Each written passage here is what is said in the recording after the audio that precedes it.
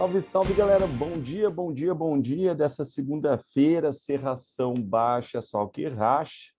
Para quem está vendo, então, essa aula agora de noite, ou de tarde, ou de madrugada, né? Uma boa tarde, uma boa noite, ou boa noite, né? Para madrugada. Tudo certinho com vocês? Bom dia, Sor. Bom dia, Bom Carol. dia, Sor. Bom Tudo dia, certo? Júlia. Isa, bom dia, Guilherme, bom dia, Yasmin, bom dia. Bom dia, Bruna. Bom dia, gente.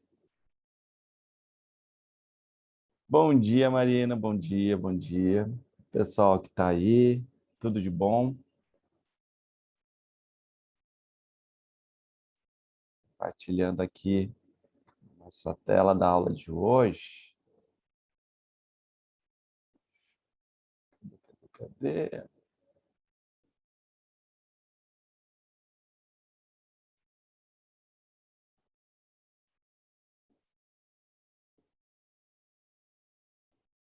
Aqui.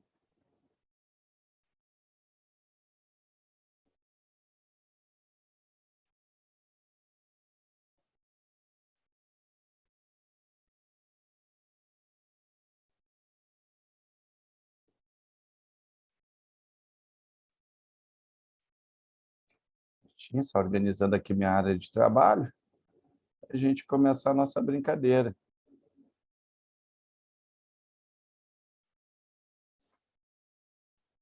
Bom, galera, vamos lá, então. Vamos embarcar nessa nossa jornada, da histologia, que a gente estava trabalhando já anteriormente. Então, a gente tinha falado, só deixa eu desligar uma coisa aqui, que estava fazendo um barulhão que eu acredito que vocês deviam estar ouvindo.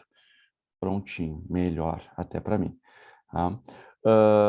Galera, a gente estava na nossa jornada de histologia, a gente viu, então, tecido epitelial de revestimento, e qual a principal característica que a gente deve lembrar do tecido epitelial de revestimento é que as células são justas-postas, pouca matriz extracelular presente, tá? Então as células estão bem grudadinhas umas nas outras, então elas vão ter bastante estruturas de fixação das células, a gente vai encontrar ali essas células com bastante desmossomos, nós vamos encontrar essas células aí rica também em junções comunicantes, ricas em também ali em interdigitações, para manter elas bem unidas, tá, umas às outras. Outra característica bem importante do tecido epitelial de revestimento é que ele é avascular e ele vai justamente ser sustentado com nutrientes, células de defesa, os gases respiratórios, esse sustento do tecido epitelial de revestimento,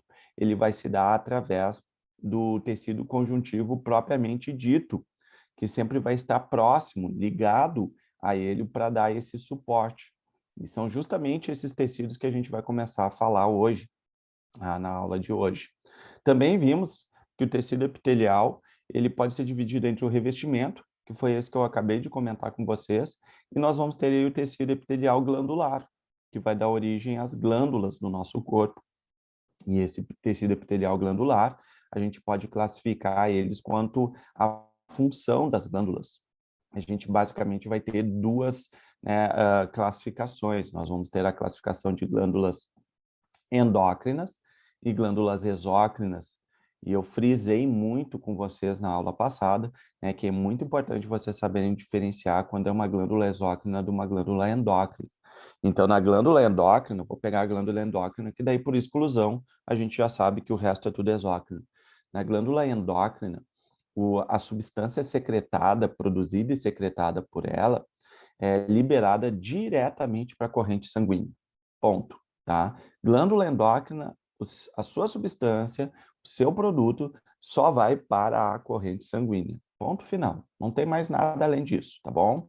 Então, se uma glândula X qualquer aparece lá na questão para vocês e diz que libera para dentro do estômago, não interessa. Não, estômago, dentro do estômago, a cavidade do estômago não é sistema circulatório. Então, ela é uma glândula exócrina.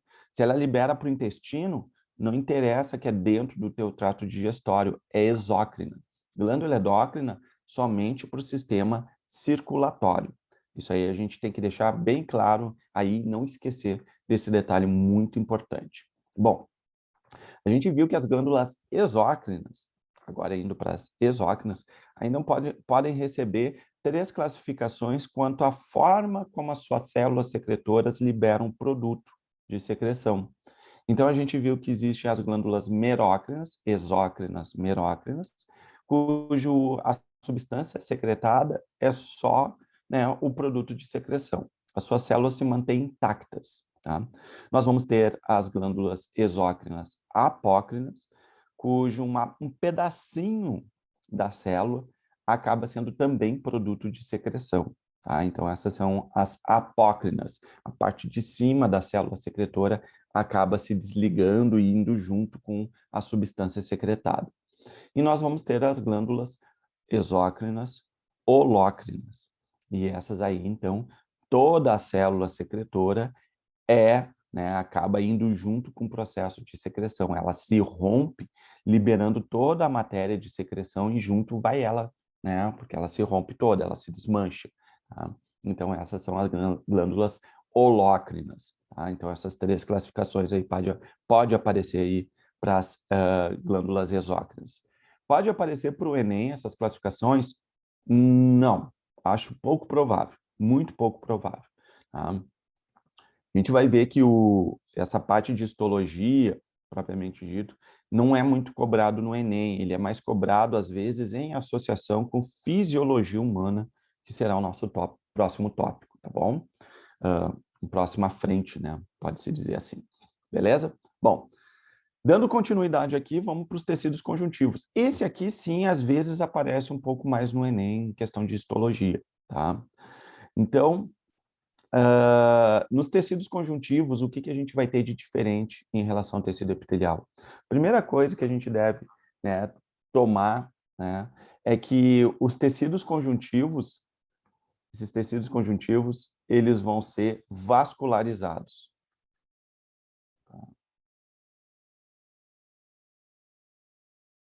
Eles vão ser vascularizados, ou seja, eles têm vasos sanguíneos correndo por dentro deles. Por isso mesmo, o tecido conjuntivo propriamente dito sustenta o tecido epitelial, que é avascular. Os tecidos conjuntivos, eles possuem uma grande quantidade de matriz extracelular. E o que é essa matriz extracelular? Matriz extracelular é um conjunto de moléculas, tá, ali presentes, muitas proteínas fibrosas, mais a substância fundamental. Essa substância fundamental vai ser moléculas, macromoléculas, tá? Que vão ter capacidade de atrair água, tá? Como os glicosaminoglicanos e os proteoglicanos, tá? Além de glicoproteínas, que servem para adesão. Mas o principal, tá, aqui é vocês, né, lembrarem que o tecido conjuntivo, tá, ele é rico em matriz extracelular. As células, elas não estão grudadinhas uma do ladinho das outras. Elas vão estar mais espaçadas, tá? E no meio delas, a gente vai encontrar essa matriz extracelular, tá? Cheia dessas fibras, né? Aqui, essas proteínas fibrosas, tá? E entre essas proteínas fibrosas, a mais famosa dela é justamente o nosso querido, amado, salve, salve, colágeno. As fibras colágenas. A gente tem diversos tipos de colágeno, tá? Mas aqui não precisa se preocupar com isso, é só saber o colágeno. É o colágeno que a indústria, né, de cosméticos tanto ama, né? Então, vocês que compram aí cremes, rejuvenescedores, cremes para evitar o envelhecimento da pele e tudo mais, né? E aí vem esses cremes dizendo, ele é rico em fibras colágenas, tá? Então tem muito colágeno, colágeno. Bom, lamento dizer que não funciona, tá bom, gente? Esses cremes aí vocês podem pagar aí 200, 300 reais, né, por eles, mas a fibra colágena não vai ir para dentro, né, da tua pele. Fibras colágenas, elas são fibras muito grossas e grandes em termos moleculares, então elas não são absorvidas pela nossa pele, tá? O máximo que um creme hidratante pode fazer pela tua pele é hidratar, tá? Fazer a hidratação da tua pele, tá? Manter então ela umedecida e protegida. né? É isso que um creme hidratante vai fazer. Tu quer produzir mais colágeno, quer ter uma pele bonita, né? Ter essa aparência aqui, ó, menino de 40 anos de idade, ó, mais jovial aí que muito professor de 20 anos de idade por aí. Vai dizer que não, né? Vai dizer que não, se não fosse os fios de barba branca, tá? Vocês não me dariam 40 anos de idade. Tá? Por que eu tenho essa cutis bonita? É, por causa da genética? Talvez, mas porque é, aqui, ó, água, gente. Muita água e vitamina C. Água, vitamina C e uma boa alimentação é o que vai garantir a saúde da tua pele, a saúde das células do teu tecido conjuntivo propriamente dito, que é responsável pela produção de colágeno e faz com que a textura da tua pele, né, fique bonita, saudável, jovial, com uma cutis, né, com uma pele de nenê, como se fosse a bundinha de um nenê, tá? Só não tá cagada, tá? Ela tá limpinha, tá? Então, pele de pêssego. Exatamente. Né? A água é o melhor colágeno, exatamente. Sim, gente, eu tenho 40 anos de idade, sou de 1980, tá? Como é que é? Água, alimentação e 40 quilos no supino. Nem parece que tem 40 quilos em cada lado, né? Pois é, pessoal. Professor dando dica de skincare, adorei. É verdade, é verdade. Não é, o skincare é biologia, né? Se tem a ver com biologia, a gente dá. Tá? Então, fibras colágenas, extremamente importante para a saúde da nossa pele, tá? Então, tenham isso em mente, bebam muita água, uma boa alimentação e principalmente vitamina C. Eu já vou indicar, né? Na verdade, eu já vou comentar com vocês por que vitamina C vai ser importante, tá? Daqui a pouco eu já comento isso aí com vocês, tá? Mas, tá? Além do colágeno aqui, tem um outro produtinho que agora sim a galera dos cosméticos estão falando mais, né? Qual é? É o ácido hialurônico, né? O ácido hialurônico. O ácido hialurônico é um glicosaminoglicano, tá? O ácido, vou botar aqui em vermelho que fica melhor para destacar aqui para vocês, tá? Glicosaminoglicano, esse glicosaminoglicano, tá? O principal, tem vários, tá? É o ácido hialurônico, tá? Que está presente no nosso tecido conjuntivo propriamente dito, nos tecidos conjuntivos, de maneira geral, tem o ácido hialurônico. E assim os cremezinhos vão lá e tem um creme com ácido hialurônico para manter a juventude. Veja que eles deixaram um pouquinho, pode dar uma olhada nas propagandas de uns anos para cá, não tem mais colágeno nos cremes. Porque os professores de biologia estavam sabotando os cremes, tá? Dizendo que não funcionava. Tá? Aí eles passaram a usar o ácido hialurônico. E o ácido hialurônico, ele funciona, Sor? Funciona, tá? Ele funciona desde que tu injete o ácido hialurônico, tá? Se tu fizer injeção de ácido hialurônico, ele realmente preenche as tuas rugas de expressão, as tuas marcas de expressão, tá? Ele faz esse preenchimento. Só que o ácido hialurônico, ele é absorvido pelo nosso corpo e depois de um tempo ele desaparece, né? Ele acaba sendo degradado naturalmente, ele degrada naturalmente e desaparece, né? Esse ácido hialurônico. Então, tu vai lá reaplicar. É o Botox? Não, não é o Botox, tá? Ácido hialurônico é outra coisa completamente diferente. O Botox é uma toxina, tá? A toxina botulínica, tá? Então, é outra coisa. Já comento sobre o Botox, tá bom? Então, o professor tá dando uma aula aqui de cosmetologia, tá? Aqui para vocês. Tá? Não tem como ser diferente quando fala de tecido conjuntivo. Então, o ácido hialurônico, ele faz parte da substância fundamental, né, que é um componente da matriz extracelular do tecido conjuntivo, e ele é uma macromolécula, tá, de consistência viscosa, ele parece um gel, tá? Não sei se vocês já viram programas dos caras mostrando ácido hialurônico, ele é uma substância meio gelatinosa, e ele tem capacidade de reter moléculas de água. Então, retendo água, a tua pele fica com uma aparência, né, de preenchimento, tá? Então, ela fica preenchida, não fica enrugada, tá? Então, o ácido hialurônico aí é bem importante, ali presente. Aí, e o creme com ácido hialurônico? O creme com ácido hialurônico, eles nos passa a impressão de que ele firma a pele, tá? Que a nossa pele fica mais firme, tá? Como é que tu sabe que dá essa sensação? Porque o Soro experimenta, tá? Sim, tá? Eu experimento para ver qual é que é, tá? Se realmente essas coisas aí funcionam, tá? Então, vou para os artigos científicos, para o conhecimento que eu já tenho e vou para o conhecimento empírico, né, da coisa.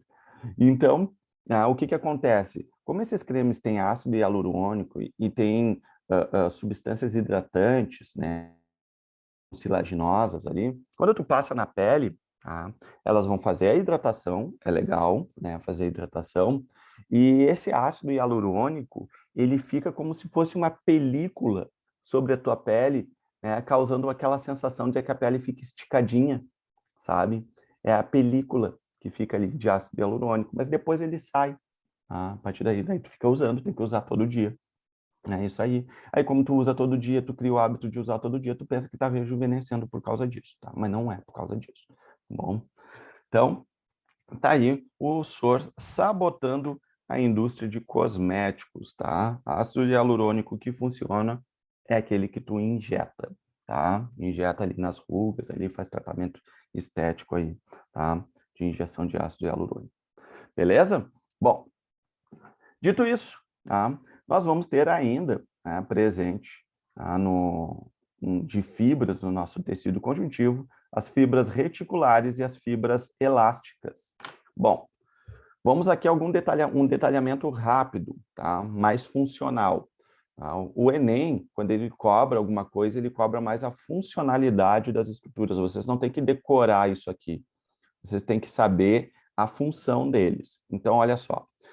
Eu tinha comentado que o colágeno é uma fibra, né, uma macromolécula, uma proteína muito pesada, ela é grande, uma cadeia pesada de aminoácidos, né? Então, muito grande. É por isso que ela não atravessa a nossa pele. E ela tem alta resistência, tá? É um cabo, é como se fossem cabos, realmente, cordas, de grande resistência. Então, tu consegue puxar ela, ela não arrebenta, tá? Então, ela confere muita resistência.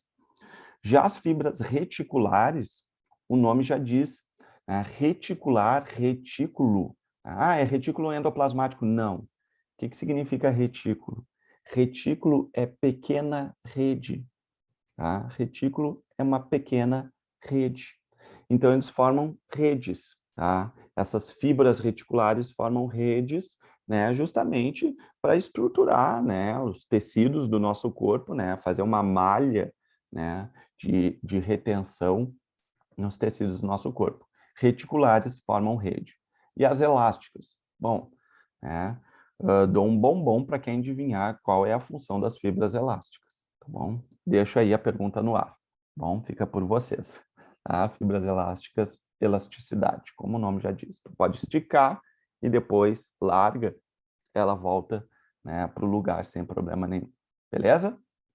Bom, vamos conhecer aqui, existem vários tipos de tecidos conjuntivos, eu falei na nossa primeira aula. A gente tem o tecido conjuntivo propriamente dito, que vai ser esse primeiro que eu vou comentar com vocês, mas a gente tem o tecido conjuntivo adiposo, tecido conjuntivo ósseo, tecido conjuntivo cartilaginoso e tecido conjuntivo hematopoético. Então, tem vários tecidos conjuntivos, tá bom, gente? Fica com isso em mente, são vários tipos de tecido conjuntivo. Então, eu vou falar com esse primeiro aqui, né, o tecido conjuntivo propriamente dito. E o tecido conjuntivo propriamente dito, ele é o que vai fazer o meio de campo entre diversos tecidos do nosso corpo, tá? Então, diversos tecidos que precisam de apoio, de sustentação, de ficarem grudados, tá? Então, ficarem fixos no nosso corpo, é o tecido conjuntivo propriamente dito que vai fazer, né, esse meio de campo, tá? O tecido conjuntivo propriamente dito, ele é composto pelas seguintes células que está aqui, ó. Então, vamos aqui para a letra A, para a imagem A aqui. Tá? Então, vejam, o primeiro grupo de células que eu vou comentar com vocês são os fibroblastos. Tá aqui os fibroblastos. Então, na imagem B, tá? Aqui, ó, na imagem B, nós vamos encontrar os fibroblastos. tá? Tá ali os fibroblastos. Que tá aqui essa célula, o desenho esquemático dessa célula, né, com o núcleo dela. E olha o que o fibroblasto faz. O fibroblasto, ele é responsável pela produção de fibras. Por isso o nome. Fibroblasto produz fibras, tá? Então, deixa isso aí bem anotadinho em destaque, né? O fibroblasto produz fibras. O nome já diz tudo. Por quê? Vira e volta aparece nas questões de vestibulares da vida aí para vocês, tá? Pedindo para vocês a função, né, de uma determinada célula. Aí, se tu fala de fibroblasto, pega ali o termo fibro e tu vai ver, associa a primeira coluna com a segunda. Aí, na segunda coluna vai estar descrita a função. Célula responsável pela produção de fibras do tecido conjuntivo. Bom, fibras, fibroblasto, tá? Tem tudo a ver, tá? Uma em relação à outra, tá? Essas terminologias aí, elas têm um sentido de ser, tá? O biólogo não inventa nome, tipo a moda Miguelão, tá? O nome, ele tem a ver com função. Então, os fibroblastos são as principais células do tecido conjuntivo, tá? E eles são responsáveis pela produção das fibras da matriz extracelular, tá? Outras células que a gente vai encontrar, tá, são células, por exemplo, de gordura, os adipócitos, tá? E os adipócitos, eles têm, como tem gordura, ele vai ter diversas funções. Para que serve a gordura? A gordura, ela serve como reserva energética, tá? Ela serve como isolamento térmico, tá? Ela serve como proteção mecânica, tá? Então, a gordura vai ter qualquer uma dessas funções aqui, pode ser desempenhadas por essas células aí chamadas de adipócitos, tá? Então, onde a gente tem tecido conjuntivo? Embaixo da nossa pele. A derme da nossa pele, né, que é a camada um pouco mais abaixo da epiderme, a epiderme é tecido epitelial de revestimento, tá? Abaixo da epiderme a gente tem a derme, que é tecido conjuntivo propriamente dito, tá? E a gente pode encontrar ali, tá, células de gordura, tá, presente, né, para fazer um isolamento térmico, reserva energética ou de proteção mecânica. Outras células que a gente vai encontrar são células do nosso sistema imune, como os macrófagos e os mastócitos. A gente vai falar deles mais detidamente, não se preocupem. O que é importante vocês lembrarem, tá, é que essa célula aqui, tá, ela é responsável pelo nosso processo de defesa imunológica. Tá? Defesa imune, essa aqui também são células de defesa imune. E tem mais uma célula que não está sendo representada aqui, tá? Mas que a gente vai encontrar aqui dentro, tá? Uma outra célula, tá? Muito importante, que é responsável pela produção de anticorpos, tá? Ela produz anticorpos, que são os plasmócitos, tá? Plasmócitos, tá? Produtoras de anticorpos. Produz anticorpos. Também é uma célula de defesa imune do nosso corpo. Bom, apresentadas as células, né, do nosso tecido conjuntivo propriamente dito, vamos para a classificação, né, dos tipos de tecido conjuntivo propriamente dito. Nós temos duas formas de classificar o tecido conjuntivo propriamente dito. Eu posso classificar ele como tecido conjuntivo propriamente dito frouxo ou denso. O tecido conjuntivo propriamente dito denso ainda pode ser classificado de duas maneiras. A gente pode ter o denso modelado e o denso não modelado, tá? Denso modelado e o denso não modelado. Eu tinha comentado com vocês, né, que ele já é vascularizado, tecido conjuntivo, tá? Então, vamos lá. Nessa imagem aqui, tá? Essa aqui, ó. Essa imagem aqui, tá? Vou botar aqui uma a letra aqui. Essa imagem A é um corte histológico da nossa pele, tá? É uma lâmina ali, então foi feito um corte e foi feito um tratamento para ficar coloridas as nossas células, tá? Para que a gente consiga identificar elas, né? E conseguir fazer, né, a observação delas, tá? Opa, Soro, só volta, vamos tirar um... Esse aqui?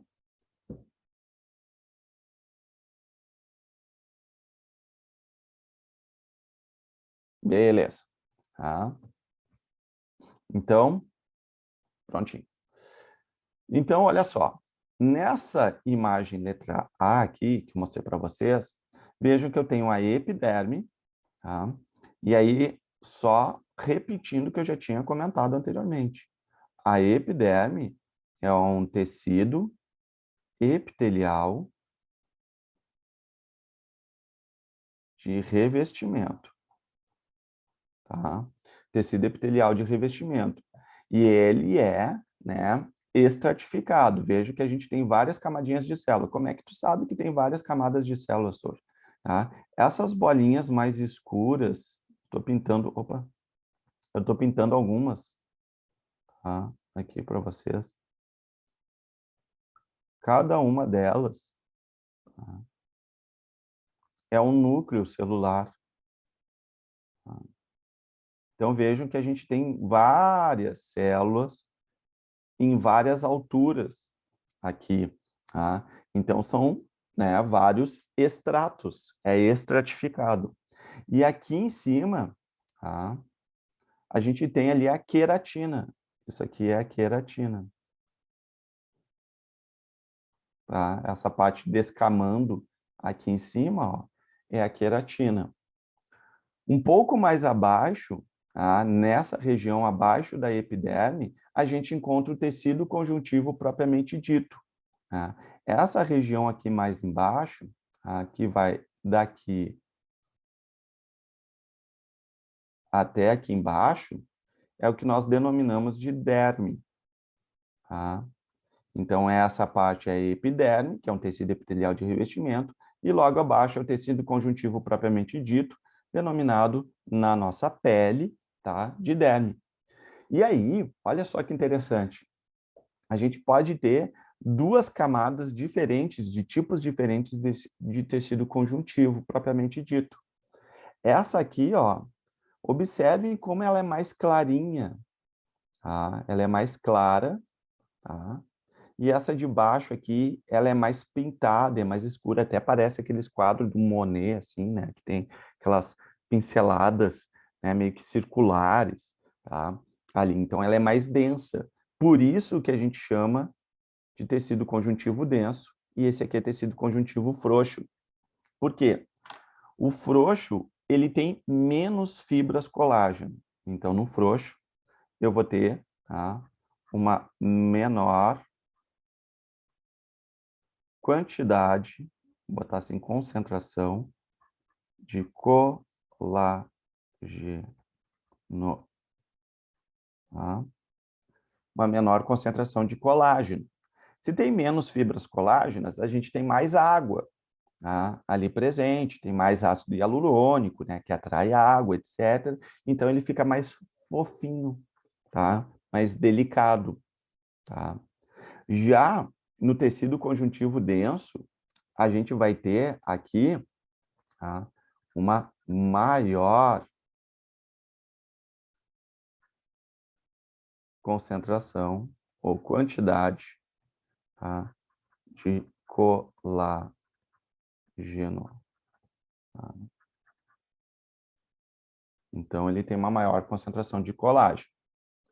E observem que essas voltas aqui, né, como se fosse um quadro pintado, elas não estão num sentido único, tá? Elas fazem como se fossem, né, ondas de nuvens, assim, né, tudo em vários sentidos. Então, esse aqui, a gente vai ter o tecido conjuntivo denso, não modelado. Tá? Esse é o tecido conjuntivo denso não modelado. Tá? Por quê? Porque eu posso ter fibras de tecido conjuntivo, onde as fibras de colágeno estão tudo num único sentido. Imagem letra B. Vamos para B aqui, ó. Tá ali os fibroblastos, tá? Ali presentes. E aqui eles estão mostrando para a gente as fibras colágenas. E observem que as fibras colágenas, elas formam aqui como se fosse um tecido, tudo num único sentido. Elas estão nesse sentido assim, ó. Todas alinhadas numa mesma direção.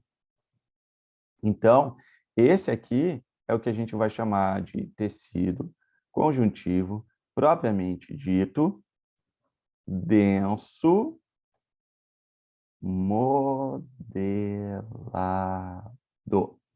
tá? Porque ele tem um mesmo sentido das fibras de colágeno. Elas estão tudo numa mesma direção. E que tipo de tecido é esse aqui? Aqui é bem importante da gente lembrar. O tecido conjuntivo denso modelado tem dois tipos que é legais da gente levar para o coração. Nós podemos ter, tá, nesse caso aqui, tá, os tendões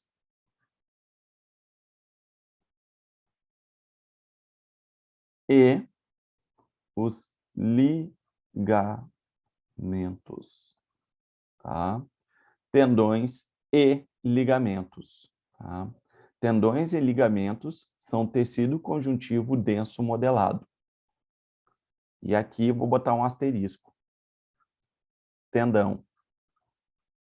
O tendão liga o tecido ósseo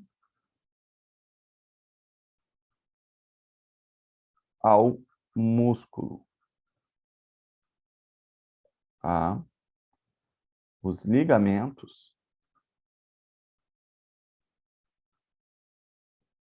fazem a ligação entre osso com osso. Tá bom? Até aqui tá de boa, gente? Ô, Sor, então os Oi? não modelados não vão ter a mesma direção dos núcleos de fibroblastos, é isso? Não, eles vão estar tudo, sabe? Um em cada direção, Tá, não beleza. modelado. Tá? Obrigada. Então, beleza. Então, esses outros aqui, tá, que eu trouxe aqui para vocês, é só para ilustrar mesmo, né? Que existem outros tipos, tá? Mas é só para ilustração. A gente tem o tecido conjuntivo mucoso, que a gente só encontra no cordão umbilical. Tá? No Enem, não vão cobrar para vocês isso no vestibular, mas no Enem, o Enem gosta, às vezes, de contextualizar algumas coisas. E aí pode, de repente, no texto introdutório da questão, tá falando lá, não sei o que, papapá, dos tecido conjuntivo mucoso que nós encontramos no cordão umbilical. E aí, para que vocês não tenham aquele susto, eu nunca ouvi falar disso.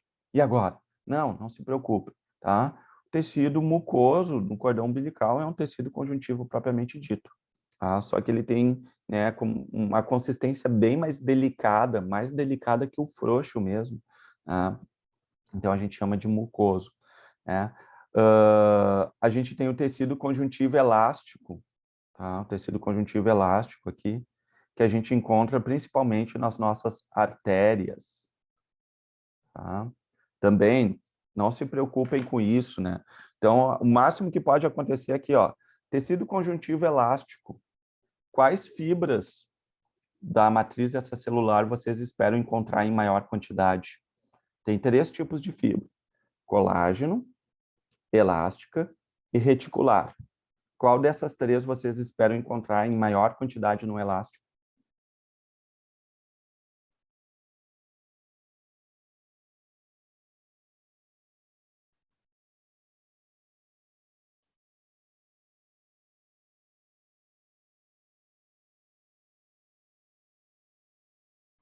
No tecido, posso repetir, no tecido conjuntivo elástico, tá?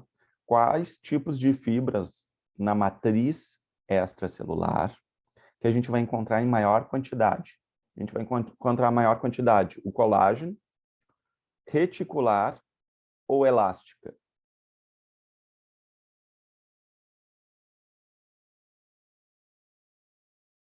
Isso. É óbvio assim, tá? Não precisa se espantar. Ah, deve ter pegadinha. Não, não tem pegadinha. É isso mesmo, tá? Elástica, galera. Mandaram bem. Show de bola, tá?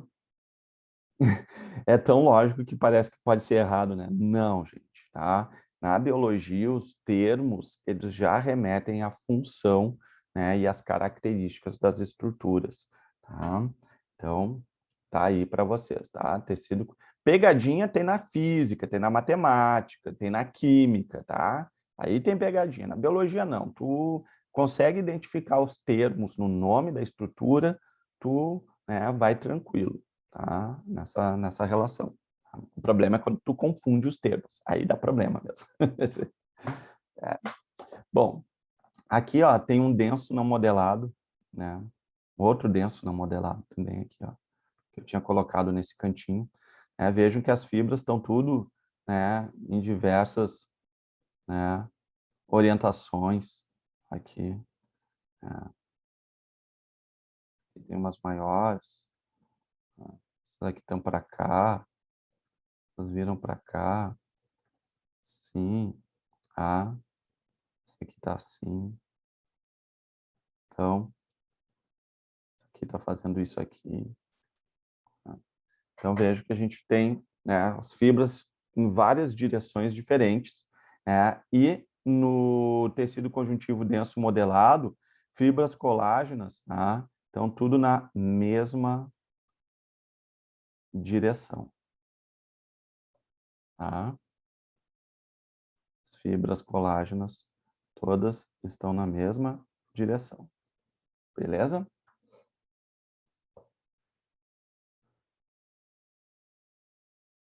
Pode, tá certo.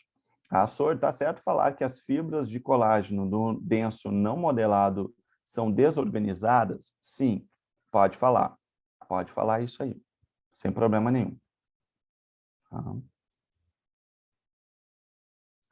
Beleza? Mais alguma questão, alguma, né, reflexão a respeito aí, gente?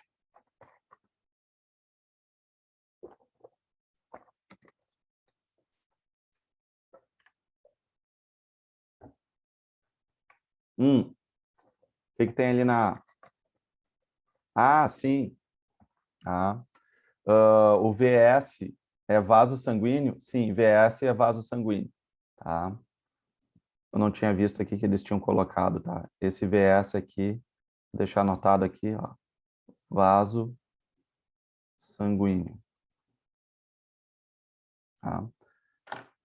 Tecido conjuntivo, ele é vascularizado. Ele tem vasos sanguíneos, tá? E ali a gente pode observar os vasos sanguíneos presentes nele, tá?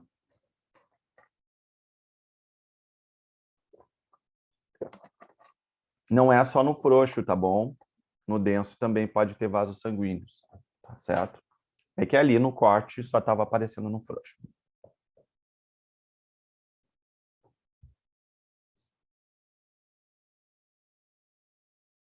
Certinho, gente? Estamos de boas aqui no nosso andamento. Se vocês tiverem mais alguma dúvida nesse slide. Prof, tecido mucoso tem qual molécula em abundância nele, tipo colágeno ou outras afins? Ele vai ter menos, bem pouquinha de fibra colágeno. Ele tem poucas fibras, na verdade. Ele tem muito mais ácido hialurônico. Tá? Ele tem muito mais substância fundamental da matriz extracelular. Tá? Então, ele tem muito glicosaminoglicanos, proteoglicanos ali presente. Então, tem poucas fibras. Tá? Tem bem pouquinha fibra, bem pouco colágeno, bem pouca elastina, bem pouca reticulina. Tá? É mais substância fundamental, né? Que é o ácido hialurônico principal.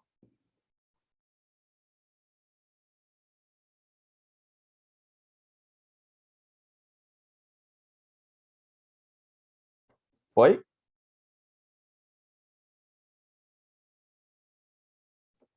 Mas não se preocupem, né? Eu vou novamente, né, ressaltar aqui com vocês, não se preocupem com o mucoso ou com o elástico. o foco de vocês é tecido conjuntivo frouxo, lembrar que ele tem pouco colágeno, tá? Tem pouco colágeno, tá? O tecido conjuntivo denso tem mais colágeno e ele pode ser não modelado ou modelado. No não modelado, as fibras de colágeno estão desorganizadas, né? Estão espalhadas por tudo que é sentido. No modelado, as fibras de colágeno estão numa única direção, tá? Numa única direção. E aí a gente tem os exemplos que são os tendões e ligamentos, tá? Tendões e ligamentos. Lembrando que tendão liga osso ao músculo, tecido ósseo ao tecido muscular, e os ligamentos liga osso com osso. Isso já indica, né, o porquê que as fibras no denso modelado têm o mesmo sentido, tá? Porque os tendões, né, o tendão, por exemplo, do calcanhar de Aquiles, né, ou o tendão, né, que faz, né, a conexão entre o nosso antebraço com o braço, tá, ali, esse tendão ele precisa ligar o bíceps ao, né, nosso antebraço. Sem esse tendão, tá, aqui, a gente não conseguiria contrair o braço. Tá? Então, o tendão, ele precisa ter as fibras numa única direção, porque ele tem uma forte tração, tracionamento. Tá? Então, tem muita força sendo aplicada sobre o tendão, tá, ali. O mesmo serve para os ligamentos, que ligam os nossos ossos, tá? Osso com osso nas articulações. Eles sofrem um grande tensionamento nessas regiões, então eles precisam ter resistência, tá bom? Então, são mais resistentes. E num único sentido, eles aguentam, né, num único sentido. Só para ilustrar aqui, vocês já viram tendões, tá? Em algum momento. Tá? Eu não sei, né, como é que é a vida de vocês e tudo mais, mas, tipo, eu acredito que faz uns 3 anos que eu não vejo um pedaço de filé mignon na minha frente, tá? Nem olho, tá? Para não me entristecer, tá? Mas se vocês pegarem uma peça de filé mignon, vocês vão ver que ele tem uma capinha em volta, tá? Mais clara, tá? Aquela capinha mais clara, que depois tu tira aquela capa, aquilo ali é um tendão, tá? É um tendão, tá? Ali do filé mignon. Então, aquilo é um tendão. Então, tá? Se eu sou vegetariano, não sou vegetariano. Eu só não vejo mais filé mignon porque tá muito caro. Não faz parte da minha realidade financeira. Então, então, gente, aquilo ali que vocês vão ver é um tendão. E agora, a partir de hoje, nesse exato momento, eu vou obrigar vocês a firmar um compromisso comigo. Quando vocês receberem um bife, tá?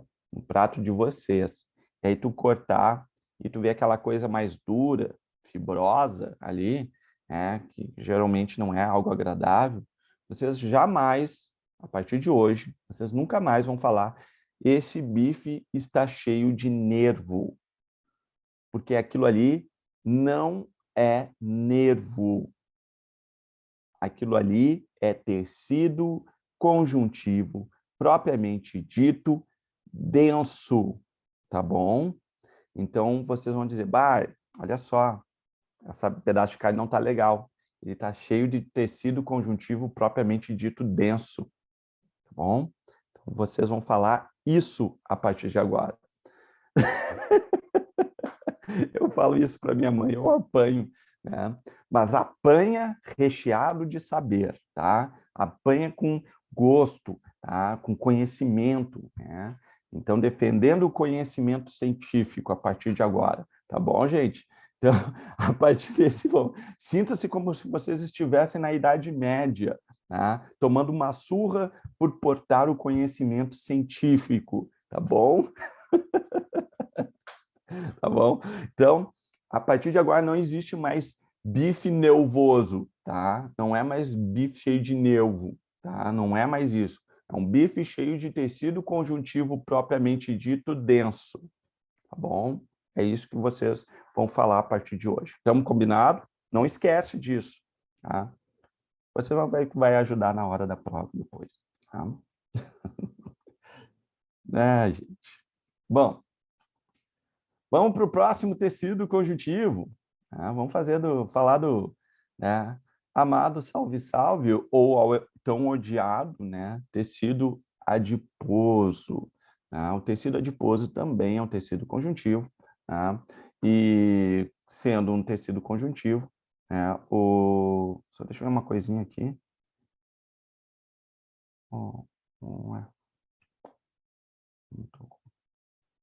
Tá, beleza. Estava só vendo o horário aqui, que eu estou sem um relógio. Tá? Então, o tecido adiposo, ele, como o nome já diz, tá? Ele vai ser composto por células denominadas de adipócitos, que eu já tinha comentado anteriormente com vocês. Tá? E o tecido adiposo ele vai ter várias funções. Tá? Então, a principal função, tá? Ele é um depósito de energia. Tá? Ele é formado principalmente por triglicerídeos, por gordura. Tá? Então, ele estoca gordura no nosso corpo. E, interessantemente, tá? A gordura ela é muito mais energética do que os carboidratos. Tá? 1 grama de gordura nos entrega 9,3 quilocalorias, enquanto que 1 grama de carboidrato é de 4,1. Então, vejam que é mais do que o dobro de energia tu ter 1 grama de, né, gordura, tá? Que é fornecido pelo glicogênio. Glicogênio, lembrando, isso aqui é um carboidrato. Tá? Triglicerídeos, tá? São lipídios. Tá? São lipídios. Então, ele é muito mais energético.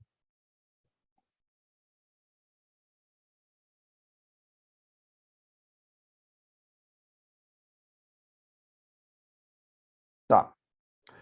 Então, olha só, depois eu respondo ali. Tá? Então, nesse caso, tá, a gente faz um estoque de gordura, né, como reservatório energético para utilização. E aí vem a grande questão, e essas questões aqui sim, tá? Isso aqui o Enem gosta de cobrar.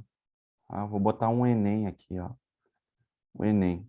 Tá? O Enem já costuma falar mais de gordura, problemas de obesidade, né? Enfim, né? Ou até mesmo questões lá da bioquímica, falando dos triglicerídeos, dos óleos, dos lipídios, dos carboidratos. Tá? Então, o que a gente vai observar nesse sentido? Tá? Se a gordura ela é muito mais energética, tá? Tem mais energia por grama do que o carboidrato, o glicogênio, por que o nosso corpo, fisiologicamente falando, o nosso metabolismo, ele prefere usar os carboidratos? Por que a gente não faz, em vez de ficar com gordura estocada no corpo, a gente não estoca grandes quantidades de carboidratos? Existem alguns motivos, né, importantes aí presentes. Tá? O primeiro, né, motivo é que a gordura, os triglicerídeos, eles são lipídios. E lipídios, eles são apolares, ou seja, eles não interagem com água. Então, nesse caso, tu mobilizar gordura, mobilizar lipídios para transportar de um lugar para outro, né, de um tecido para outro, ou até mesmo dentro da célula, é difícil, porque ele não dissolve em água, ele não é solúvel em água, ele não interage facilmente com a água. Para tu ter uma reação química para quebrar a gordura, isso depende de uma quantidade de passos muito maior do que a quantidade de passos para tu quebrar o glicogênio, que é um carboidrato. Então é muito custoso, é muito trabalhoso tu conseguir utilizar os triglicerídeos como principal fonte de recurso energético do nosso corpo, né, por causa dessa característica físico-química dele. Já os carboidratos, o glicogênio, ele é a nossa fonte primária de energia, porque ele interage com a água. Não que ele seja solúvel em água, mas ele interage mais com moléculas de água. E isso facilita reações de quebra desse glicogênio e a utilização da glicose. O glicogênio é feito de diversas moléculas chamadas de glicose. Então, os tijolinhos de construção do glicogênio, que é um polissacarídeo, é a glicose. Então, fica mais fácil, é menos trabalhoso para as nossas células usar o glicogênio. Tá, e tem mais um motivo interessante. Carboidratos, tá? Eles interagem com água. Só que eles interagem com a água e atraem moléculas de água para ficar ao redor dele. Isso faz com que tu tenha uma grande retenção de água, tá? Naquela célula que está cheia de glicogênio. Mais glicogênio, mais água, então ela incha, fica inchado. Se a gente tivesse, se por acaso, uma hipótese, tá?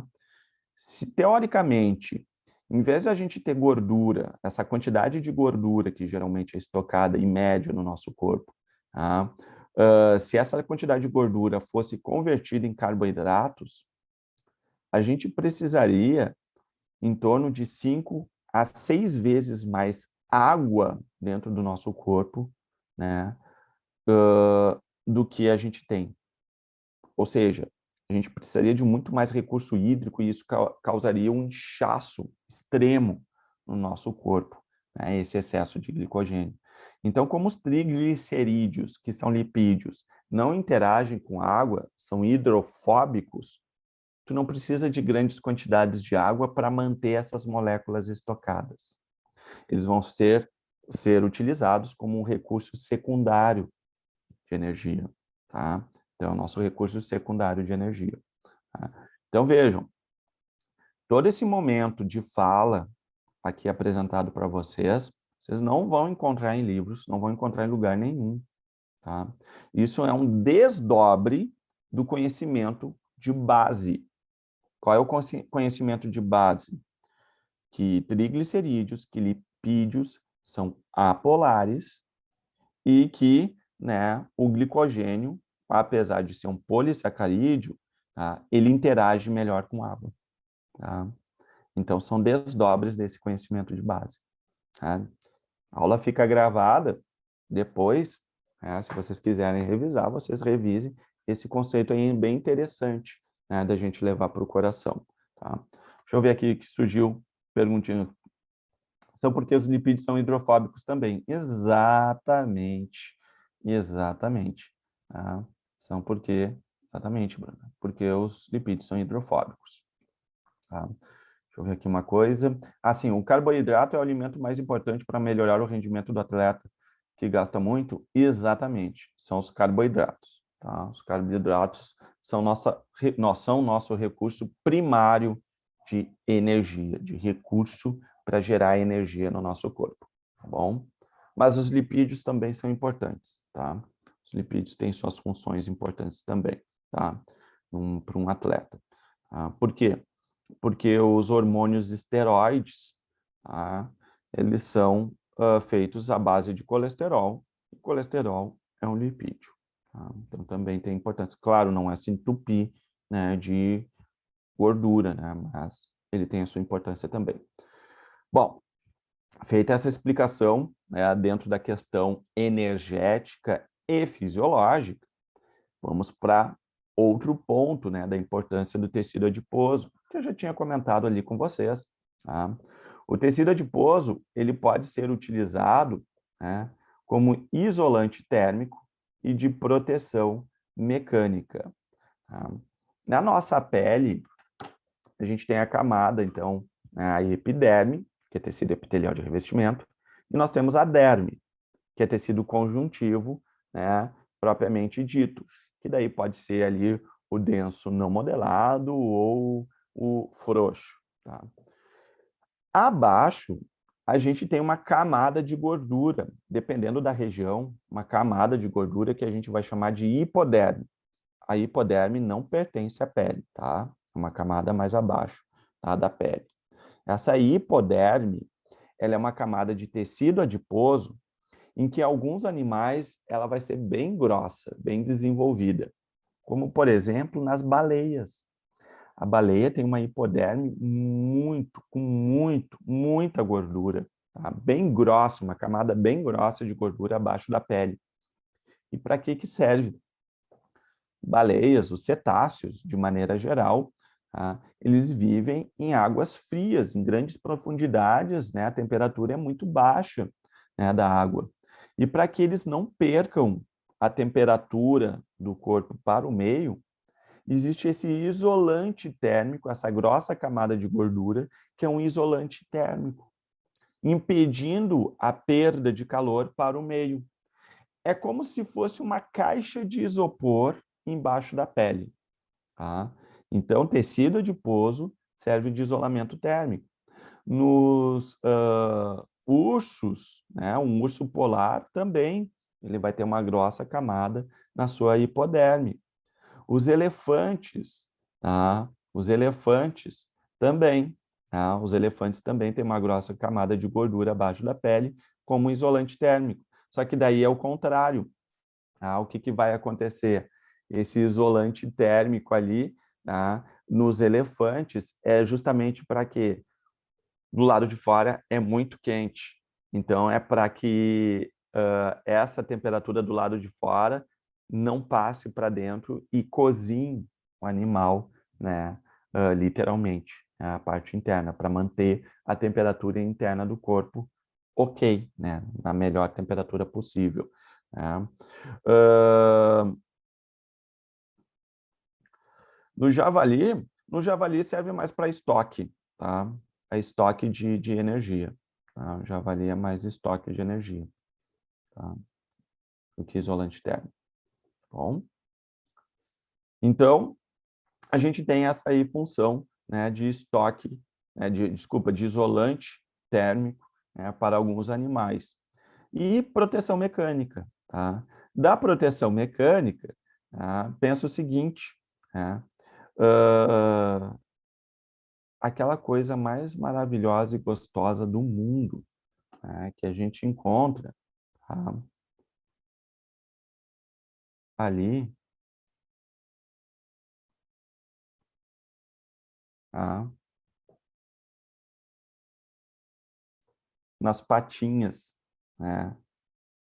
Então, na parte de baixo, né, as patinhas, as almofadinhas, né, as famosas almofadinhas, né, dos gatinhos, dos cachorrinhos, tá? Tem outros, tá? Mas, tipo, tu não vai chamar de mimosa a almofadinha de um urso, né? Um urso pardo, né? Tu não vai ficar apertando a almofadinha de um urso pardo ou de um leão, tá?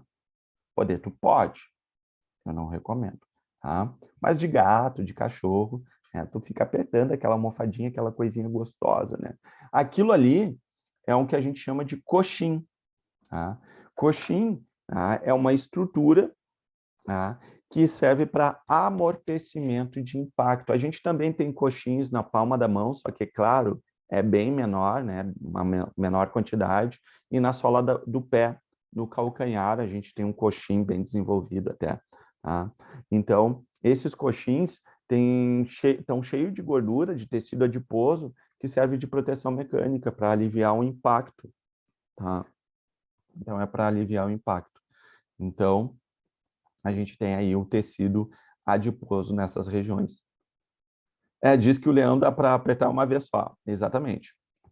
Tu pode apertar, tá? Mas será uma vez só. Tá? Depois não trata nunca mais. Tá? Boa, Pablo. Boa, boa, boa. Depois tu nunca mais aperta. É uma vez só. Aproveita, tá? Aproveita bem. Tá? Então, tá aí as funções, né? E tem uma última função, essa aqui, ela é mais moderna, tá? Por assim dizer. O tecido adiposo tem atividade secretora. Ele serve como uma glândula, tá? Uma glândula endócrina, tá? Que libera um hormônio chamado de leptina, tá? Leptina. Esse hormônio aqui, ele provoca a saciedade, tá? Hormônio da saciedade, a leptina. E aqui daí a gente pode entrar numa confusão interessante, tá? Então, poxa, Sor, se a gordura produz leptina e promove a saciedade, por que pessoas, né, que têm aí a disfunção endócrina leva a um quadro de problema de saúde, de obesidade e tudo mais? Porque essas pessoas comem, continuam comendo e sentem vontade de comer o tempo inteiro, né? Quem tem obesidade, né?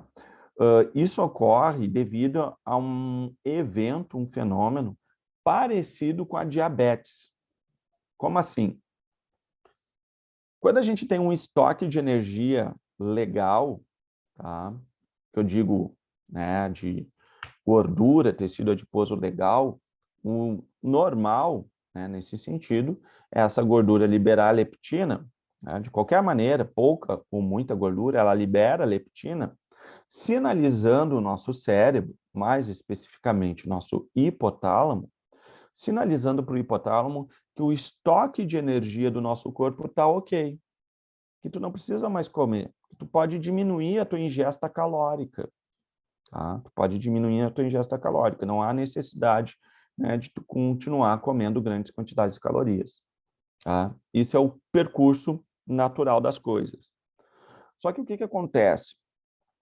Quando tu começa a acumular muita gordura, tu tem uma maior produção de leptina. E essa leptina acaba desencadeando um fenômeno chamado de resistência à leptina. Ou seja, o nosso hipotálamo, ele começa a criar uma resistência em responder à leptina, porque é muita leptina sendo produzida e ele satura. Então, ele começa a parar de funcionar da maneira adequada. E quando o hipotálamo para de responder à produção de leptina, ele começa, o nosso corpo, né, o hipotálamo, ele começa a entender que está faltando energia no nosso corpo. Então, ele dispara a sensação de fome, de que tu não está saciado, que tu precisa ingerir mais calorias. E isso se torna um ciclo, né? Um feedback positivo, uma retroalimentação positiva, porque a pessoa vai acumulando gordura, vai produzindo leptina, só que o hipotálamo vai respondendo cada vez menos. E isso vai gerando uma bola de neve, um problema de saúde grave. A obesidade é uma pandemia, tá? A obesidade é uma pandemia. A gente tem um problema de saúde gravíssimo ao redor do mundo, que é a obesidade. Tá? E isso ocorre justamente porque o nosso corpo, o hipotálamo, ele não entende, por causa da resistência à leptina, que, né, o nosso corpo já tem, né, as reservas energéticas suficientes. Existem outros problemas também que desencadeiam, né, essa questão do corpo não se satisfazer e a pessoa ter que continuar ingerindo, né, alimentos, que é a diabetes. A diabetes também gera esse problema, porque a diabetes faz com que as nossas células não absorvam a glicose da corrente sanguínea. E não absorvendo a glicose da corrente sanguínea, isso é um sinal para o nosso hipotálamo também, que é como se estivesse faltando alimento. Aí ele faz a pessoa comer mais, né, por conta disso. Então, a obesidade não é só um problema a pessoa come muito porque é sem vergonha. Não, não, gente. Isso aí é uma questão de saúde. Tá? A obesidade é uma questão de saúde e é uma relação fisiológica do corpo das pessoas. Eu estou dizendo a obesidade, eu não estou dizendo que a pessoa está ali 10 quilos acima do peso, 15 já começa a entrar numa obesidade, né, de nível 1, tá? Mas 10 quilos, com uma gordurinha ali, outra gordura, não é isso. Não é isso. Eu estou falando de obesidade, de casos, por exemplo, de crianças com 10 anos de idade com 80 quilos, tá? Então, isso aí, né, ou, né, adultos, né, que mal conseguem, né, sair da cama, ou já tem sérios problemas de circulação, etc. Bom, E esse problema, ele é fisiológico e ele é psicológico também, tá? Ele tem vários fatores, não é só um único fator. Então, quando a gente fala ali, principalmente eu sou uma das pessoas que está sempre instigando, não, faz atividade física, faz atividade física. Atividade física não é para fins estéticos. Atividade física é porque o nosso corpo, ele não evoluiu para o nosso modo de vida atual. O nosso corpo, a nossa fisiologia toda é para se manter em movimento, gente. Tá? Então, por isso que a atividade física também não é ir para academia, malhar, bicicleta, etc. Atividade física é sair para dar uma caminhada, 30 minutos de caminhada, 15 minutos de caminhada, tá? Por dia. Tá? 15 minutinhos. Tá? Só 15 minutinhos. Volta todo dia. 15 minutinhos já é o suficiente. Né? Tem uma série de ações benéficas. Então, não é só uma questão, né, de, ele é sem vergonha, ele é gordo porque é sem vergonha. Né? Sem vergonha é quem fala isso. Né? Existe uma série de coisas por trás, né, da questão da obesidade, tá bom? Opa, deixa eu ver. Vocês estavam falando ali, desculpa, eu estava aqui na fala, eu não vi. Dizem que os cachorros não sentem saciedade, é verdade? Sinceramente, eu não sei, Carol. Agora sim, eu não sei. Eu acho que sim, tá? Mas sinceramente eu não sei. Tá? Se não sente saciedade, pode ser alguma disfunção, mas sinceramente eu não sei. Teria que dar uma pesquisada. Tá? Eu tive, foi puxado e resolver, mas deu certo. 12 anos de idade, 1,69. Eu também. Eu fui uma criança muito magra até ali os meus 7 anos de idade, eu era o risco e o fedor. Depois eu tive uma série de problemas e hoje eu sei de onde surgiram esses problemas. Eu comecei a sofrer muito bullying na escola por ser muito magrinho. Eu apanhava feito louco, na escola. Eu acho que eu cheguei a comentar aqui, se eu não comentei, eu comento. A gurizada me convidava para jogar futebol só para me dar pau, tá? Porque eu era o risco fedorinho. Eu nunca fui uma pessoa de brigar, eu sempre fui uma pessoa muito calma, um guri muito calmo, chorava quietinho, chorava sozinho, às vezes nem chorava, engolia o choro. Tá? E era uma questão minha, não porque meus pais me ensinaram a ser assim, era uma questão minha personalidade. Tá? Eu sou uma pessoa muito pacífica. E eu queria estar enturmado, criança quer estar enturmado, só que daí a galera ia lá, né, e me espancava. E aí isso aí acabou me revoltando. E por conta disso comecei a comer feito um louco, né? Engordei. Era uma criança que a partir dos 8, 9 anos de idade, a partir dali foi até os meus 12, 13 anos de idade, né? Eu cheguei a pesar 90 quilos, tá? Era uma criança com 90 quilos, eu vestia calça número 48, tá? Aí depois mudei, porque começou a me dar uma série de problemas, né? Aí eu resolvi mudar, né, meus hábitos de vida e comecei a praticar muito mais atividade física a partir dali. Tá? Então, é por isso que eu falei, tem uma série de coisas por trás da obesidade. Tá? Não é sem vergonhice. Tá? Tem uma série de coisas. Quilos mortais mostram bem isso. É bem triste. Tá? Tanto que eu não vejo quilos mortais porque me dá um negócio assim de me destruir por dentro. Tá? Eu não vejo, mas eu sei como é que é a coisa. A leptina, a voz da sabedoria, não ignore a tadinha. Exatamente. Não ignore a leptina. Tá? Ela está nos dizendo, chega. Tá? Nossa cultura gira muito em torno da comida. Comida mais gostosa, menos nutritiva, frequentemente é utilizada como premiação. Sempre que há uma data festiva, tem que fazer um caminhão de comida. A gente sai com os amigos para comer e beber. Mas é verdade. Tá? Isso tem um fundo evolutivo também, mas é verdade. Tá? O comer é um grande meio de interação social. Tem uma exatamente, gente, tem uma questão evolutiva. Tá? A questão é quando a gente extrapola, né, esses limites. Eu acredito que o principal aspecto é o consumismo, como tu falou agora, Guilherme. Tá? O consumismo, tá? A indulgência quanto aos problemas de saúde que pode acarretar, né? Comidas que a gente chama de calorias vazias, então comida que tu tem aí 500, 1.000, 1.200 calorias, mas não te entrega nutriente nenhum. Esse é um grande problema. Tá? O pessoal entrega pacotes de bolachinha para populações carentes, de biscoito, de Nescau e tudo mais, achando que está fazendo uma grande coisa para essa população. Na verdade, está fazendo uma grande coisa, sim, contra essa população, né? Induzindo a questão de obesidade, de diabetes. Tá? Tanto é que problemas de hipertensão, obesidade, diabetes em populações, né, de periferia é altíssimo, galera. Por quê? Porque qual é a comida barata? É a comida processada, é a caloria vazia, é pacote de traquinas, é Nescau, é biscoito, é pão e mais pão, pão branco, não é nem pão integral, é pão de, né, farinha branca.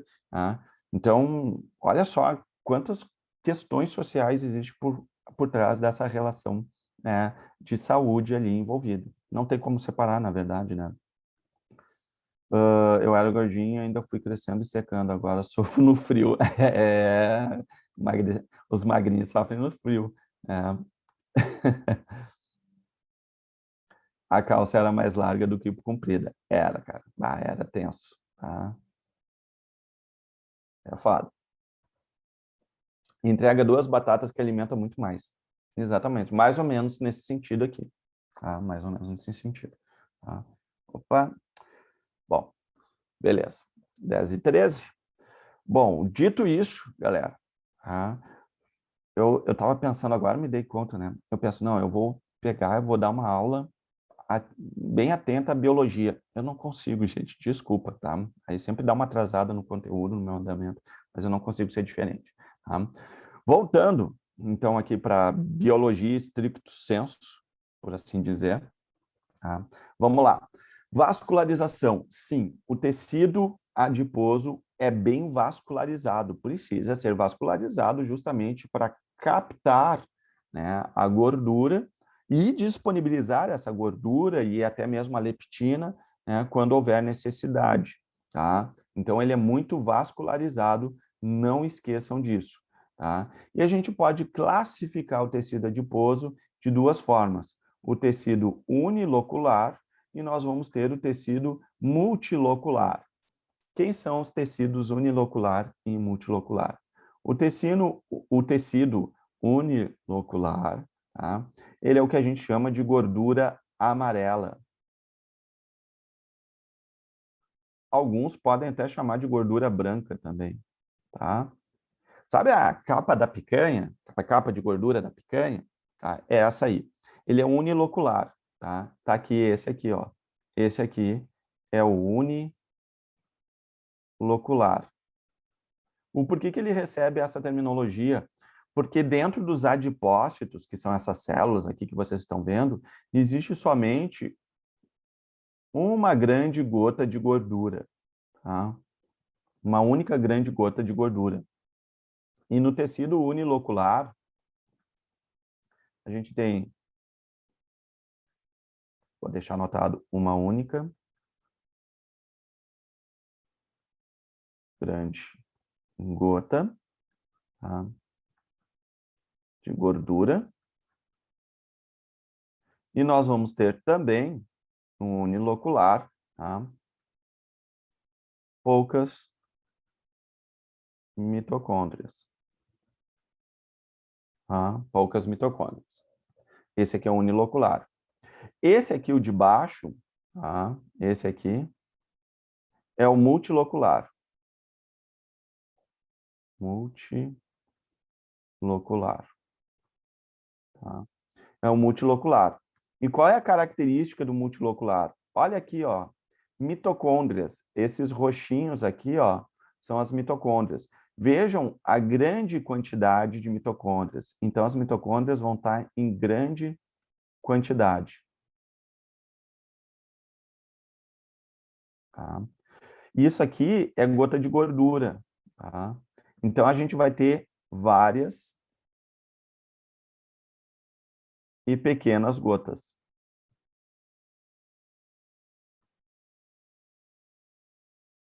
Tá? De gorduras dentro do multilocular.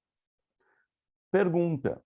Vou pedir aqui de vocês, vou exigir um pouquinho de vocês aqui o pensamento crítico, que tem a ver né, com conhecimento de base. Qual é a função das mitocôndrias?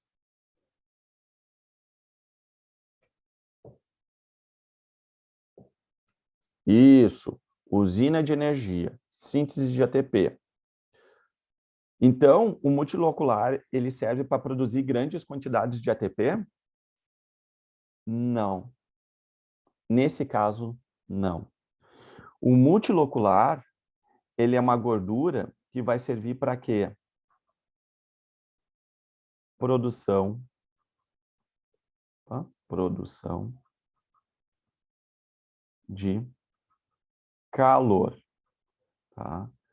O termo que a gente pode utilizar, termogênico.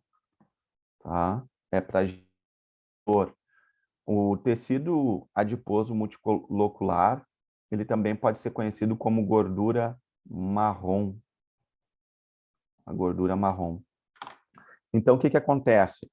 As mitocôndrias do tecido multilocular, adiposo multilocular, ela não tem, vou reformular aqui. As mitocôndrias, elas possuem a cadeia transportadora de elétrons desacoplada. Deixa eu ver se eu coloquei. Coloquei, tá aqui, ó. Tá? Retomando, né, o nosso conteúdo lá de respiração celular, a última fase da respiração celular, que é a fase da cadeia respiratória, tá? Então, essa é a fase da cadeia respiratória. Então, lembra, aquele FAD e NADH que é produzido, né, na glicólise, ciclo de Krebs, chega aqui um complexo de citocromos oxidases, são oxidados, e aí rouba elétrons. Esses elétrons servem de energia para bombear hidrogênios para o espaço intermembranas. Esse monte de hidrogênio no espaço intermembrana, então ele passa por dentro da ATP sintase e produz ATP. Tá? É para isso que serve, então, a cadeia respiratória. Tá? Deixa eu anotar aqui que essa é a nossa ATP sintase. Tá? Então, a gente tem aqui no espaço intermembranas, tá, uma criação de um gradiente protônico. Tá? Protônico. O que acontece, tá, no multilocular? No multilocular, as suas mitocôndrias, elas vão ter uma proteína canal que vai ser inserida na membrana interna das mitocôndrias, tá? E essa proteína canal, ela vai desacoplar a cadeia transportadora de elétrons, tá? Então, cadeia transportadora de elétrons desacoplada, tá? Não produz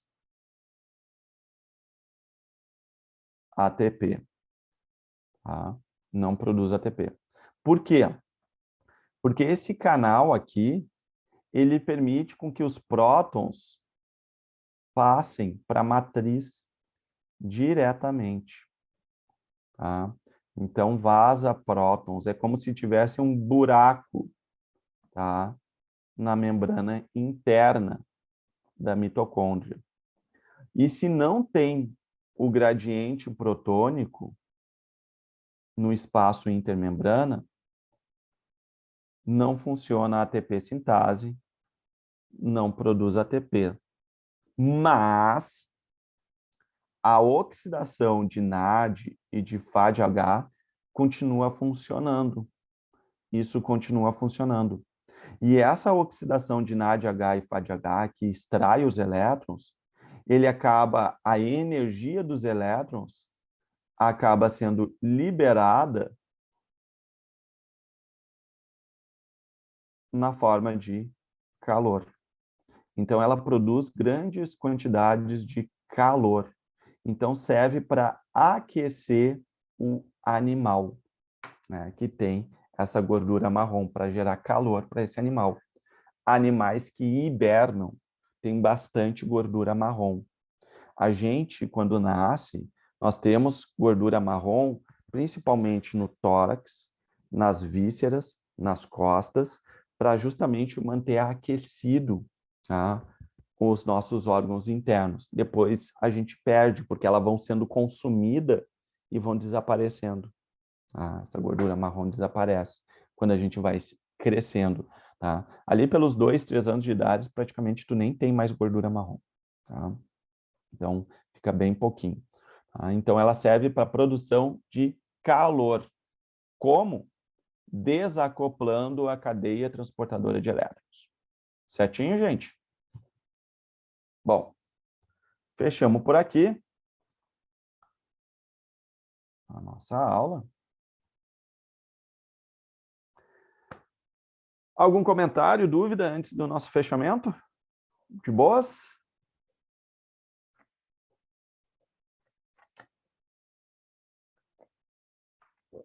Beleza, então, gente.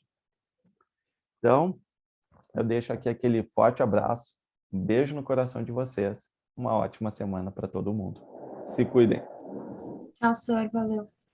Pablo, sim, me pergunta no Insta, tá? Me manda no Insta, tá? Tchau, gente. Valeu. Até, senhor. Até.